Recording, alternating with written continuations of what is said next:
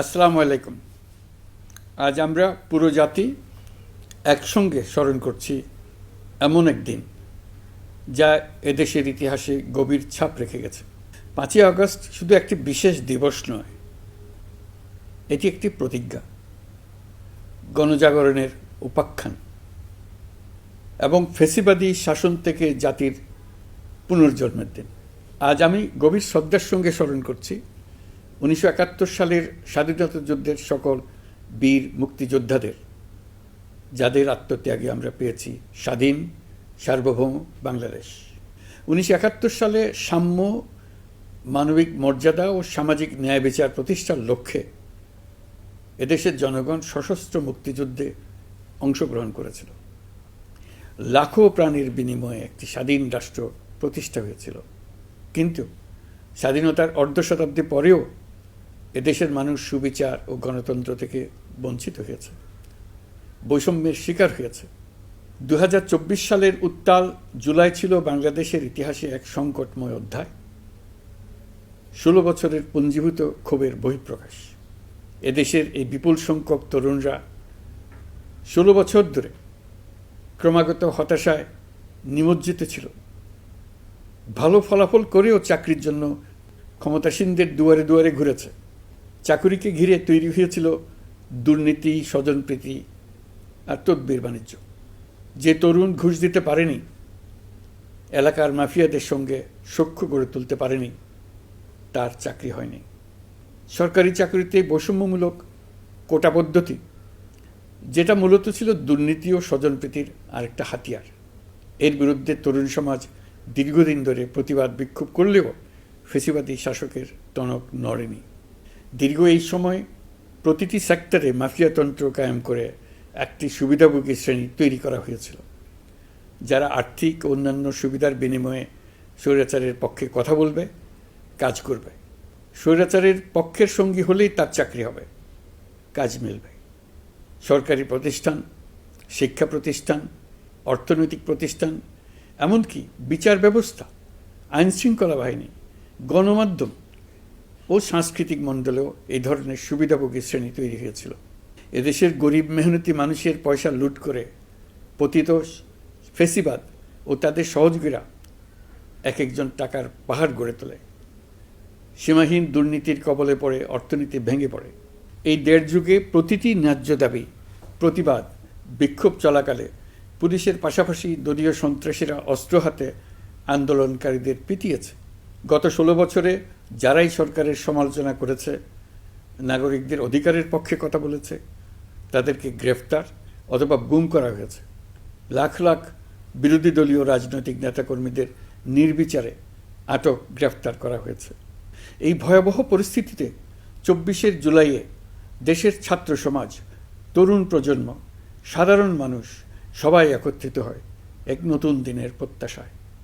সমস্বরে তারা বলে ওঠে, এবার ফ্যাসিবাদকে যেতে হবে। তবু দেশের মানুষের বুকে গুলি চালিয়ে শেষ পর্যন্ত ক্ষমতা আঁকড়ে ধরে রাখতে চেয়েছিল ফ্যাসিবাদী সরকার। তারা নির্বিচারে গুলি করেছে, গ্রেপ্তার করেছে, ইন্টারনেট বন্ধ করে হত্যাকাণ্ডের তথ্য লুকাতে চেয়েছে। রাতের অন্ধকারে এলাকায় এলাকায় অভিযান চালিয়ে ছাত্রদের আটক করেছে। গুলিবিদ্ধ আহতদের তারা হাসপাতালে চিকিৎসা নিতে দেয়নি। হাসপাতালগুলোকে নির্দেশ দেওয়া হয়েছিল যেন আহতদের ভর্তি না করা হয়। এ কারণে বহু মানুষ চিকিৎসা না পেয়ে চিরতরে দৃষ্টি হারিয়েছে, পঙ্গু হয়েছে। আজ জুলাই গণ অভ্যুত্থান দিবসে আমি জাতির সূর্য সন্তান জুলাই শহীদদের গভীর শ্রদ্ধার সঙ্গে স্মরণ করছি, তাদের আত্মার মাগফিরাত কামনা করছি। জুলাইয়ে যারা আহত হয়েছেন, চিরতরে পঙ্গু হয়েছেন, দৃষ্টি হারিয়েছেন, জাতির পক্ষ থেকে আমি তাদের প্রতি শ্রদ্ধা ও কৃতজ্ঞতা জানাচ্ছি। এই জাতি আপনাদের কাছে চিরকৃতজ্ঞ থাকবে। গত বছর ডিসেম্বর মাসে জুলাই গণ অভ্যুত্থানে শহীদ পরিবার ও আহতদের কল্যাণ ও যাবতীয় বিষয়াদির প্রশাসনিক দায়িত্ব মুক্তিযুদ্ধ বিষয়ক মন্ত্রণালয়ের উপর ন্যস্ত করা হয়েছে। এখন পর্যন্ত 836টি শহীদ পরিবারের মধ্যে 775টি শহীদ পরিবারকে মোট 98,40,00,000 টাকার সঞ্চয়পত্র ও মাসিক ভাতা বাবদ ব্যাংক চেক দেওয়া হয়েছে। অবশিষ্ট যারা আছেন তাদেরও কয়েকটি বিষয় নিষ্পত্তি সাপেক্ষে সঞ্চয়পত্র দেওয়ার প্রক্রিয়া চলছে। এর পাশাপাশি আহত 13,800 জন জুলাই যুদ্ধকে 3টি ক্যাটাগরিতে নগদ টাকা ও চেক বাবদ মোট 153 কোটি 4 লাখ টাকা প্রদান করা হয়েছে। এর মধ্যে 78 জন অতি গুরুতর আহত জুলাই যোদ্ধাকে সিঙ্গাপুর, থাইল্যান্ড, তুরস্ক এবং রাশিয়ায় উন্নত চিকিৎসার জন্য পাঠানো হয়েছে এবং চিকিৎসা ব্যয় বাবদ এ পর্যন্ত 97 কোটি 50 লাখ টাকা ব্যয় হয়েছে।